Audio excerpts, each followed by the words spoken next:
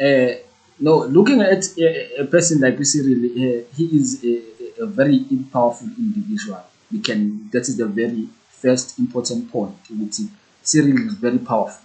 So, as being a powerful person, those particular clouds that are surrounding him, he has shown numerous times ukuthi uyakwazi overpower and go beyond those problems. So initially I wouldn't say there can be something engamvimba ukuthi aqhubeke njengamanje a-address amanye ama-gatherings of the ANC. Vele ngithi imali ukuthi-ke vele within the ANC there is that particular rule, policy resolution eyayithi if you have been initially charged, it says if you are charged you need to step aside, but so far Cyril has not been charged, so he will not initially step aside. So those are one of the things that he has, because ayikho into engathi will initially for now compel him to the point that he would have initially to step aside. So he still has the ground to stand ukuthi initially he can still address ama-gatherings of the ANC. What is happening? It is that uthola ukuthi there are particular individuals from within the ANC abangahambisani nani nezinto ezenziwa uCyril noma nalokho okumsurroundile njengamanje. So that's why you find kuba khona lawo particular pockets, as we have seen recently, Okani House holding a protest whereby they were saying Cyril must go. So you'll find ukuthi kuzoba khona lawo individuals, but you ask questions. Kanye House, what Kanye House? You find which Kanye House has been suspended, or Esmaha should have suspended. So those people have no power within the ANC. You find with people within the ANC, yes.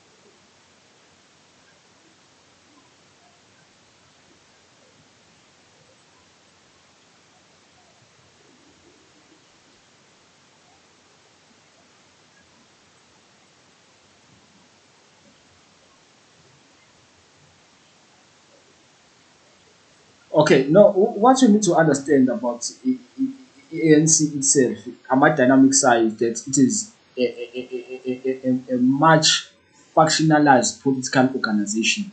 So at the end, you can end up saying that ANC itself as an organization has no initially we find with this unless people who are interested in ANC itself as a political organization, but people only care about in affection. So in that particular point, saying Cyril is he that brave, a courageous leader.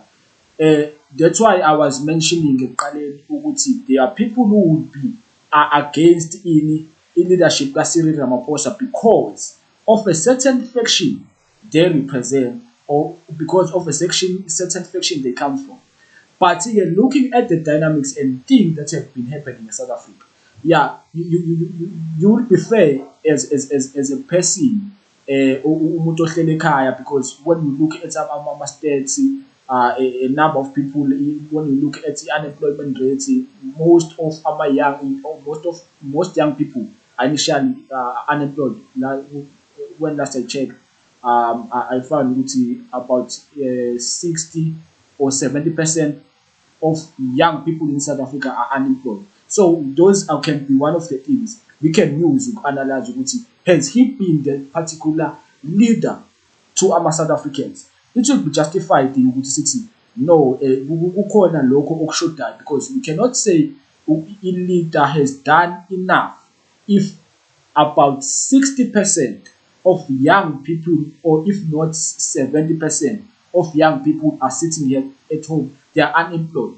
So those are one of the things we can say it's okay. We can use to judge Cyril Ramaphosa as being umuntu who has not being that particular leader. We can say he was courageous, because if he was courageous, you will find that there should be progress in South Africa instead of ukuba khona ukuthi kube khona ama-depreciations. But when look at ANC internal politics, Cyril has shown what he has initially the leg to stand on. He has power from within the ANC. So from within the ANC and the high structure of the top six, or the NEC, let me just call it like that. The NEC of the ANC has shown more to be more on his side in terms of formal decisions about Tata. So on that party, we can say he has the power from within the ANC. So for those, for people to be able to fight him, you see, they had to be outside the ANC.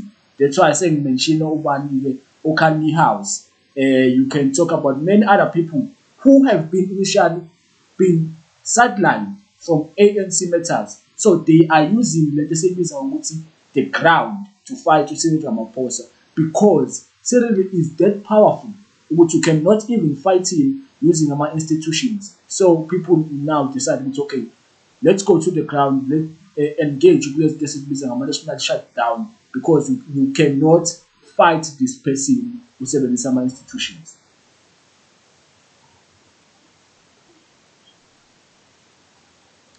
A national shutdown, when the masses are combined and united, um, any leader in the world is always forced to initially to vacate for office. Sibonile Sri Lanka, where abantu kube khona lezo zinto national shutdown, and people initially went to umuzi ngamongameli to go and force the president ukuthi step it down. So if the same thing can happen in South Africa, yes, that should force Cyril Ramaphosa to step it down if they can be that kind of pressure from the people, because izobese ingekho into ayihlalele, because if the people on the ground are rejecting you, that's what shutdown indicates. It indicates ukuthi the people on the ground do not have the confidence, they do not have the confidence to you as the president or as their leader. So you will initially be forced to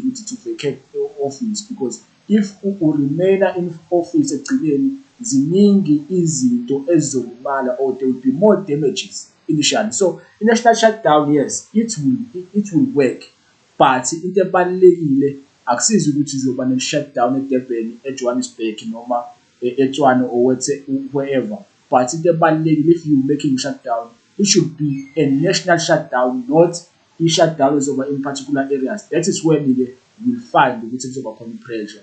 It is the only thing indeed, as you say, or as you have asked, engamenza ukuthi step it down. Kodwa nje ungathi uzomulwa using ama-institutions or using ama-structures of ANC, it seems impossible to fight a person like Cyril. He is very powerful.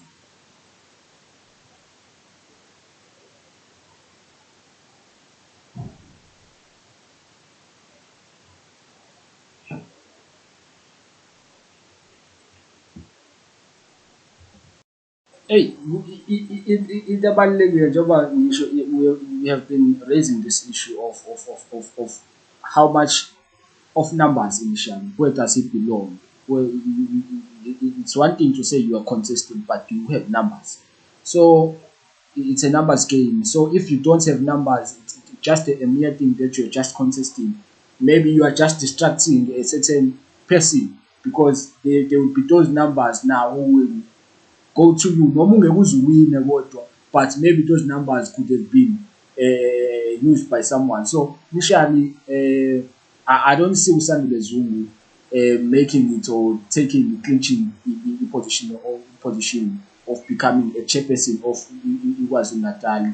Njengoba ngisho nje, he does not have numbers, and also will ask him a question: which side does he belong to, and how long has he been even on the ground? Because Simaz, as a businessman, he is a business person.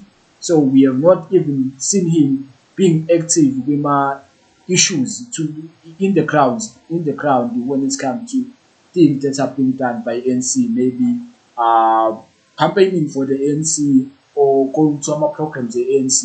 So we're just seeing him manje esetshenziswa contest. So it's very minimal, or if not impossible ukuthi anga-emerge as a-chairperson.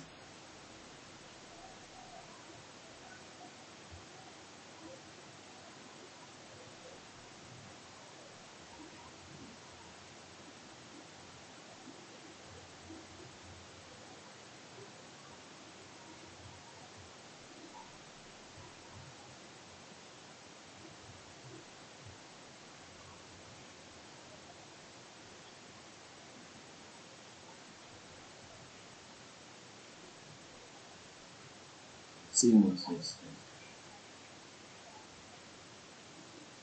Yes, it happens kakhulu kakhulu kakhulu kakhulu. This is not the first time kwenzeka. You remember the time in the last national elective conference of the ANC, where you saw which there was a contestation of even Muslim kids, but he withdraw on the last minute. So his numbers were also a distraction to someone, because maybe those numbers would have been taken by who? By Nkosazana maybe, and Nkosazana would have imaged.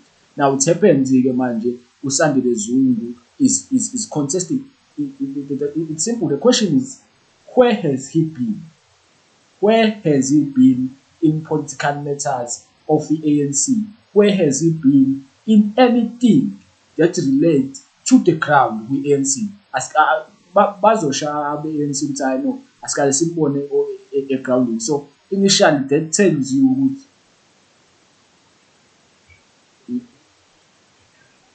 he doesn't qualify to even contest. He still needs to work the ground to be seen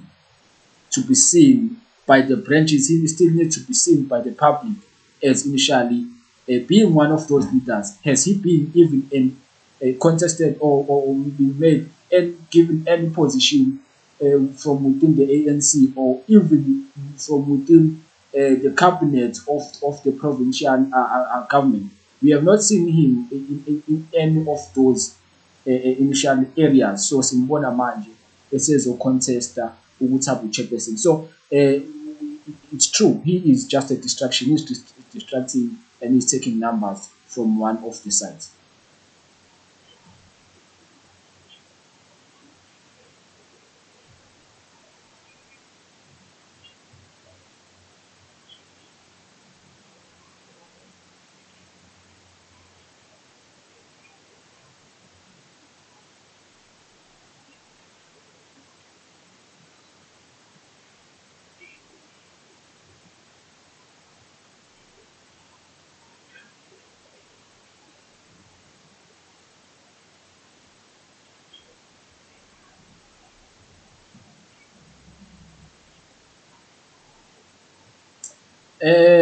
No, lokho akubalulekanga kakhulu ngoba ekugcineni as usho ukuthi he is being endorsed by ama-kings.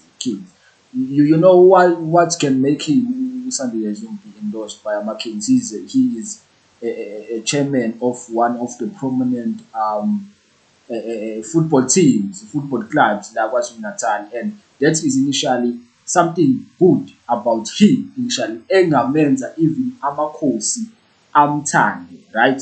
But lokho does not count when it comes to internal political dynamics. Into ebalulekile ukuthi athini ama-branch, ayamazi nama-branch, because iyona nto ebalulekile ukuthi inkosi ithini, noma uking wesiZulu maybe he prefers uSandile Zungu. That will not count mase kuza yeah,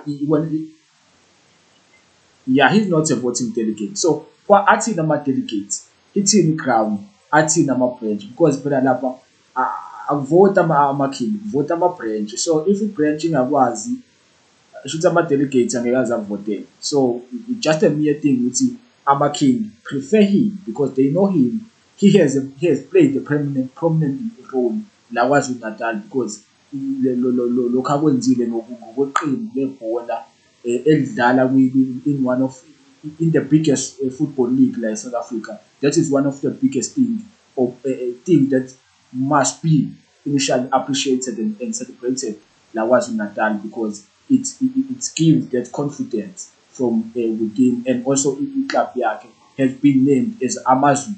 So you can see that izoba khona leyo connection, and there's that particular appreciation from initially from the kings or from the traditional leadership.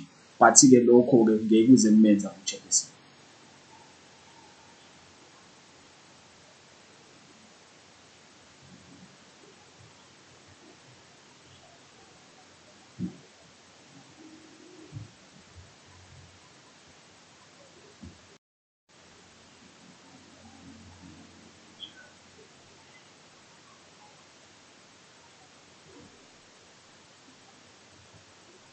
Uyigwala.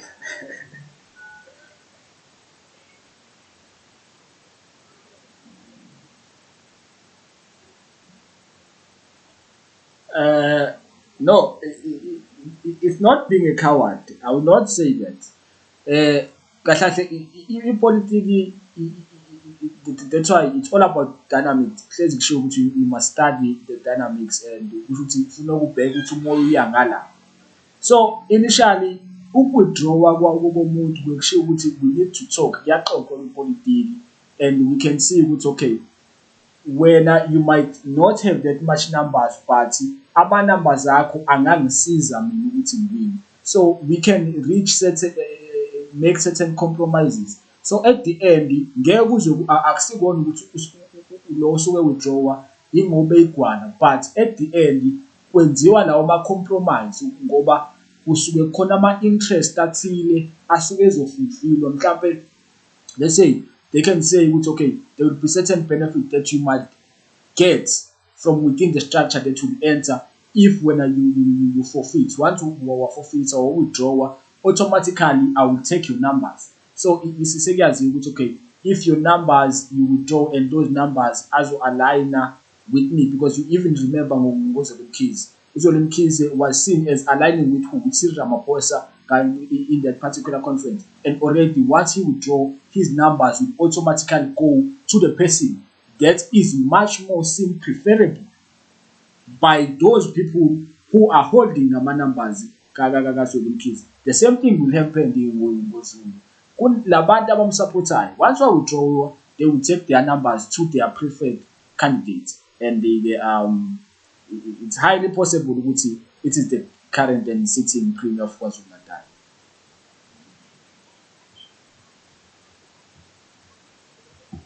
No, on the front of ukuthi there is a trend, and also you're talking about Cyril, because he is a billionaire. We know that he's a billionaire. He's the first president there South Africa, or a billionaire, first billionaire initial to be a president in South Africa. And I can second you. I can say you are right. It's very hard to get a any billionaire Igbo president. Maybe we might, we'll never know. Maybe we can see Patrice Motsepe contesting in the upcoming conferences. Maybe that's possible. This is politics. It's possible. So initially, the reason you see the trend in the oil show, seeing business people entering politics, you need to understand what is politics, and you need to understand what is being described as a politics in the current context, in the global context. And emhlabeni into ebusayo kubusa lenqubomgomo noma ideological thinking esibiza nge-liberalism. I-liberalism pushes more for what we call ama-free market, all those things that will push for any ama-interest of labo esibabiza ngama-bourgeoisies noma ngama-capitalist ngegama nje elijwayelekile in this current time. So the reason-ke manje uzobona kungena kakhulu osomabhizinisi, abantu abanezimali, it's ingenxa ye-global standing. Globally ipolitiki indlela eme ngayo ukuthi vele if ungena, it's no longer about ukuthi you are serving the government, but you are serving the government, and the government will initially serve the public in general. But government is now being treated as a private company. That's why even Andrew Generator he said recently when he took he got to ESCOM. He said he took ESCOM as what? As a private company. It's what? i-ideological positioning yomhlaba akusikona ukuthi into eyenzeke eSouth Africa kuphela.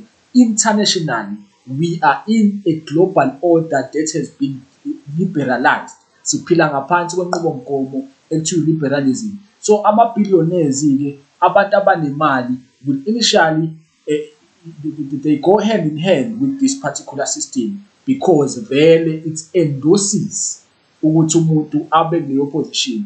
Then even our minds njengamanje in general public it has been became normal or it is something that we yearn for vele most people to say I know I would want to be a billionaire. So initially that's why ke sekuzoya kuleyo buzo lokuthi it become the perception to amehla abantu ukuthi a person who is a billionaire will lead us very well. But we saw United States of America Donald Trump.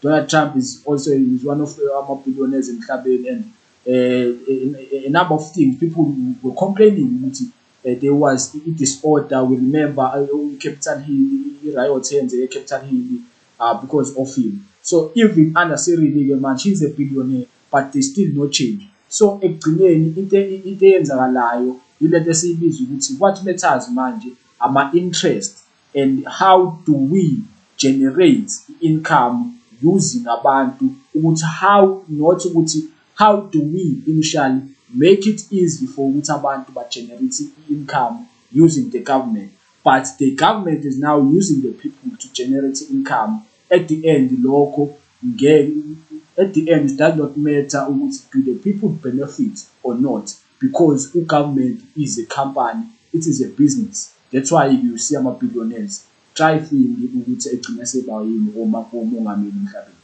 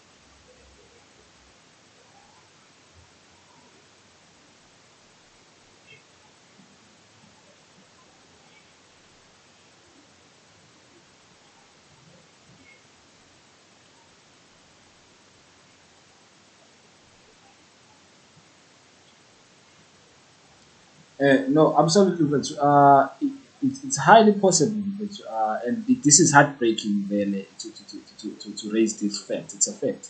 We would see people have the ability to use their power, power to use their positions initially to initially exploit other people or to use their power into their benefit. It is South Africa ikanjalo kusho ukuthi if we have such a porous state whereby people can use ipower yabo to initially to counter ama-opponents abo kusho ukuthi there is a problem from within our government and kunalawo ma-loopholes ekumele siwavale ngoba lokho kwenza kungabi khona i-level field.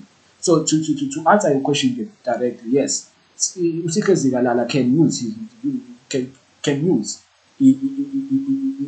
influence anayo from within the government structures of the province and use in ama-resources to his benefit. That happened. Into eyenzakalayo. I would recall nje during last year, the time uboshwa former Mongameli Jacob Zuma, there was one of his sons. He said Cyril is using his power initially to arrest Ubabwak. Generally, when you look at that, you just say, okay, if you say you agree with him, okay, it's fine. Cyril is using his power. But you are the son of a president, of a former president. You are telling us ukuthi it's possible for a person who is in power ukuthi akwazi ukusebenzisa amandla akhe ukuthi alwe nezimbangi zakhe. So that's what the guy was saying. So I'm taking that manje-ke ukuthi that fits kulo mbuzo obuzayo ukuthi-ke kusho ukuthi even abantu abanjengabo uSihle Zikalala can have the ability to use their power and their influence in using ama-resources kani ahulumeni we-province. But I'll just make a general a point. You find ukuthi there has been ama-complaints, a thing that have been happened whereby people will say you find ukuthi kuma-meetings amaqembu athile ezepolitiki sibone kuba khona ama-elements kusetshenziswa izinto zikahulumeni ngendlela engafanele. Mhlawumbe uthole ukuthi kune-meeting yeqembu elithile kodwa uthole ukuthi kusetshenziswa izinto zikamasipala noma izinto ze-provincial government noma izinto zika-national. It depends on any level you see, on any level ukuthi lawo ma-resources are being used coming from where. So kusho ukuthi vele lawo ma-loopholes ayaba khona okunganikeza i-advantage kulowo sitting chairperson okubaba uSihle Zikalala ukuthi akwazi uku-exploiter and use those particular resources to his own benefit.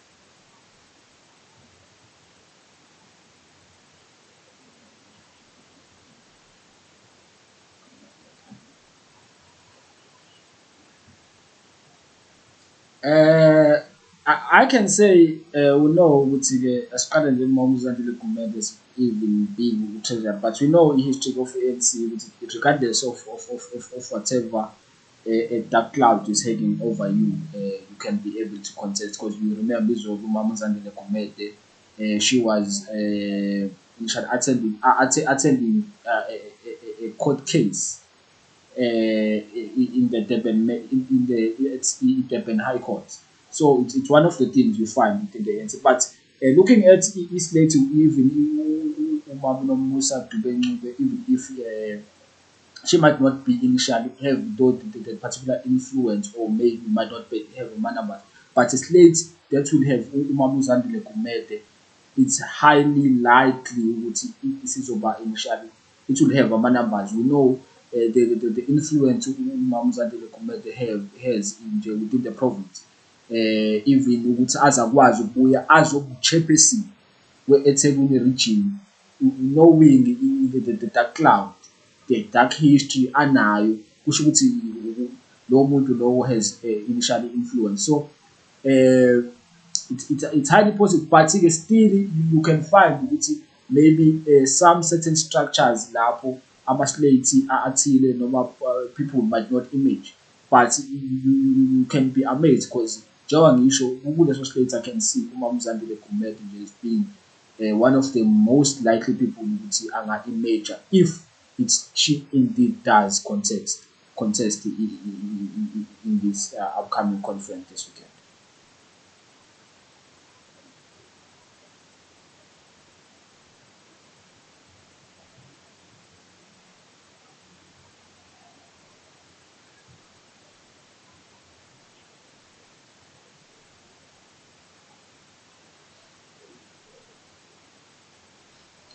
Uh, no, when we look at internal dynamics of a political party, akufani namehlo ethu njengomphakathi. Yabo thina nje emphakathini we'll say, hey, if we see something wrong, we will not want anything to do with the person. But if ama-dynamics from within i-organisation, lowo muntu uyakwazi ukuba ne-influence regardless ukuthi igama lakhe lithinteke kangakanani. But if ama-branches or people from within the organization, he or she has more numbers or higher numbers, still that person will emerge regardless of ukuthi usesimweni esinjani. Njengoba nje ngike ngakhuluma nje njengoba ngike ngamenshina, uMama uZandile Gumede won i-conference got i-position of chairperson under a huge dark cloud. Remember ukuthi umasipala waseThekwini had a lot of problems under her administration alleged, or maybe, and also ke kukhona that particular tender corruption, current the current initial trial ayihambayo eDurban High Court. So it's many things ezingenza ukuthi thina njengomphakathi sithi no, ngeke sikwazi ukumvotela lo muntu, but from within the organisation menama-numbers ama-branches ethi no, siyamfuna lo muntu, ayikho into esingayenza njengomphakathi, ngoba into ebalulekile ukuthi what the party wants. That's why ngikhulume ngani ngalento ebizwa nge-democratic centralism. It's the collective. It's what do we have? Athini ama-numbers? So that's what matters from within the organization. So noma ngaba khona ama-smear campaigns or whatsoever, but if that person has numbers, that person would emerge.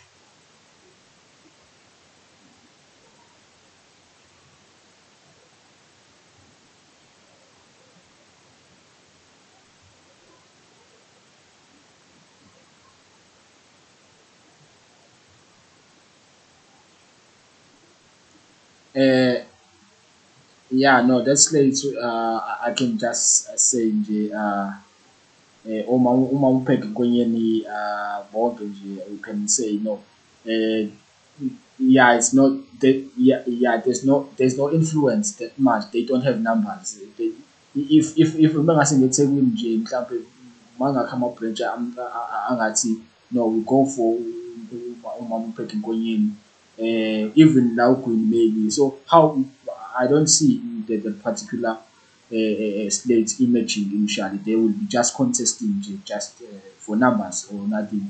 Maybe they should just not contest because seemingly they don't have numbers, and I don't see them emerging in this upcoming conference.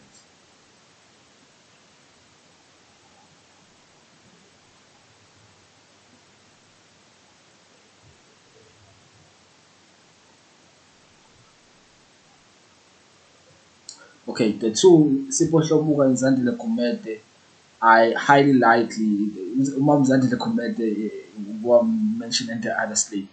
But Sipho Hlomuga and Hlomuga nje he does have numbers, so it's highly likely that he can emerge in one of the positions. If not, he can make it to my additional members. But the two that you mentioned in the slate can emerge, but the rest are no. It's less likely that they can emerge.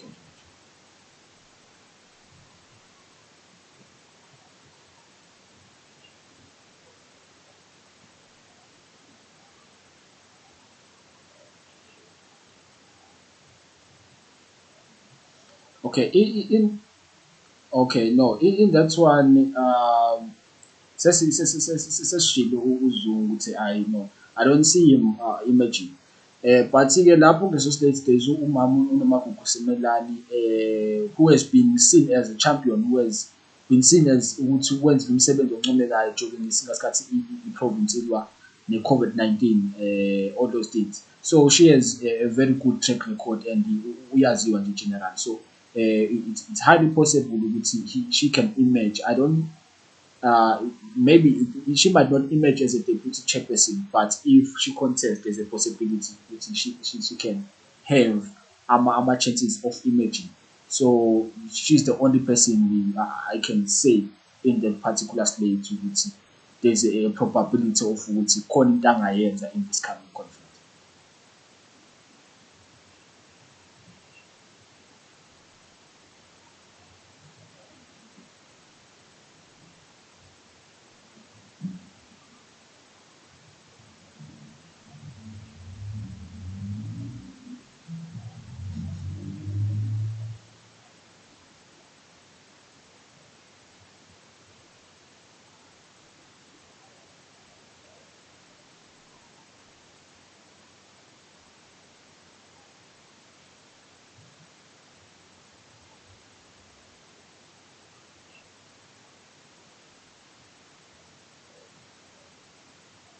Absolutely.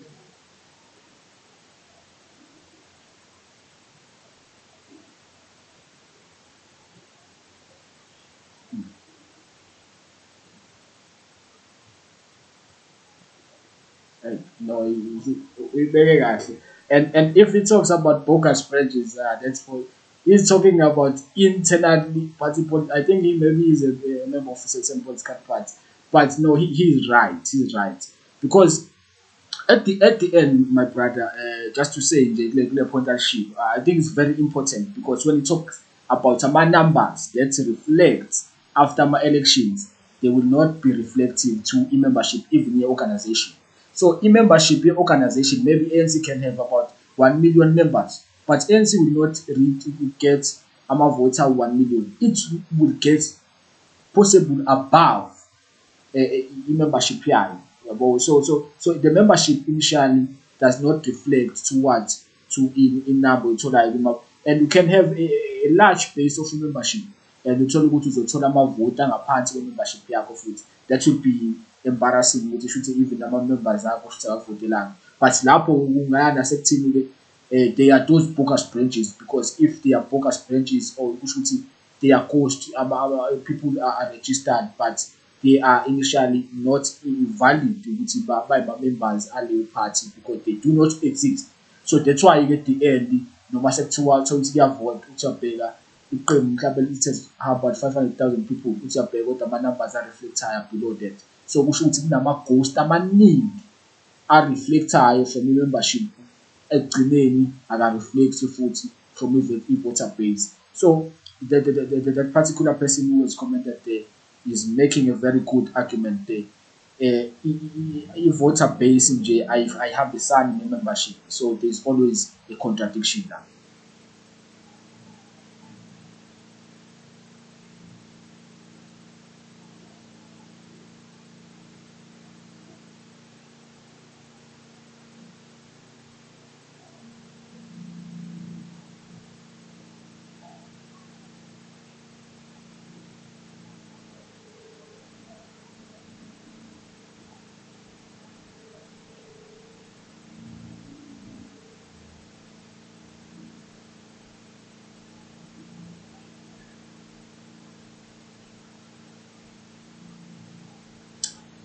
Uh, that person is on point. That person is on point. It is very it's highly it's less likely ukuthi kungaba khona contestation of that particular so many people. So ekugcineni kuzo because you'll find ukuthi njengoba kulawo ama-slate certain people belong to a certain faction whatsoever because phela iyona nto eseyisebenza ku-ANC leyo ukuthi besikhuluma nge-ANC sikhuluma ngama-factions asisakhulumi nge-ANC exactly ngayikhuluma futhi leyo nto ekuqaleni sisaqala ukuthi besikhuluma nge-ANC into dominant lapha ama-factions ukuthi okay which faction do you belong to. So at the end that particular person is right. At the end these people will initially reach a point ukuthi okay this ukuthi maybe they want a certain individual ungaze kuze kube nama-slate awu-5 3 or 4 that is too much indeed. Ekugcineni kuzofuneka kube khona ama-slate awu-2 kuphela. So that person is on point. And also bekhuluma ngama-contradictions of national conference and provincial conference. He's right. There are no similarities. That's why ngishilo ekuqaleni ngathi ukuthi what are the dynamics of a national conference? A national conference is initially compiled by the entire country. Kusho ukuthi each and every province will have ama-delegates. that will go to i-conference ye-ANC ngoDisemba. Kuyoya ngokuthi-ke eyiphi i-particular faction ye-ANC which has numbers. It's either faction kaRamaphosa noma i-faction-ke le esizothi ye-RET, ngoba phela asazi ukuthi uba uzocontesta because nangu usasuspendiwe. Maybe we will see kuyoshaya uDisemba sebuya. So at the end-ke vele akufani. That's why national awufani nani ne-province, ne-province futhi ayifani nani ne-region, zihlukile lezo zinto. Yes.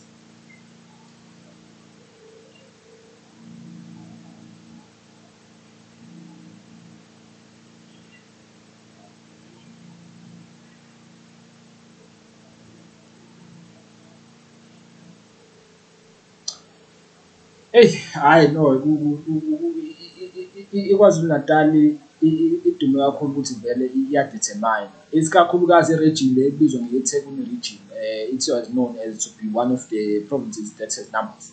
But-ke kunani kunoshintsho manje currently. You've seen ukuthi KwaZulu Natal nje i-ANC has declined kakhulu kakhulu kakhulu. So mase kufunda ama-dynamics currently kusekubonakalile ukuthi kunama-province afana noLimpopo noMpumalanga that are initially also heavily influenced. So ukuthi ubani owinayo la kule province ngeke ize ibe khona kakhulu influence because ama-dynamics e-national conference will initially still be shaped by other provinces. So if uSirili noma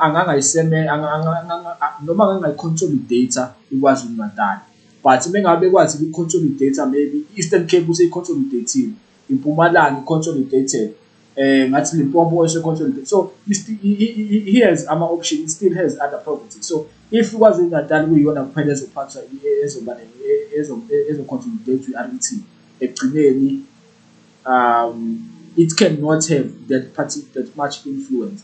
So nje uDisemba angifuni ukusho ukuthi-ke ithini i-conclusion yami, but ama-dynamics bengiwabuka angikhombele ekuthini ngathi kukhona le ndoda engafuni ukusuka engathi ayizimisele wona ngempela.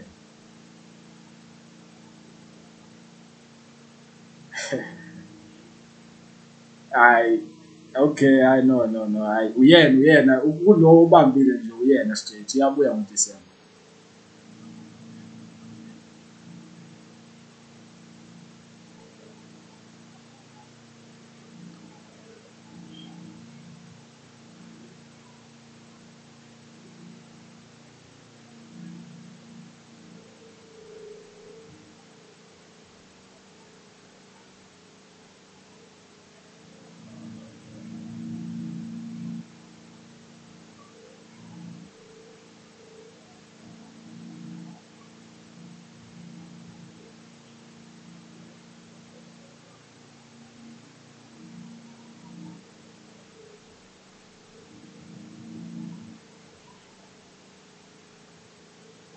Thank you very much.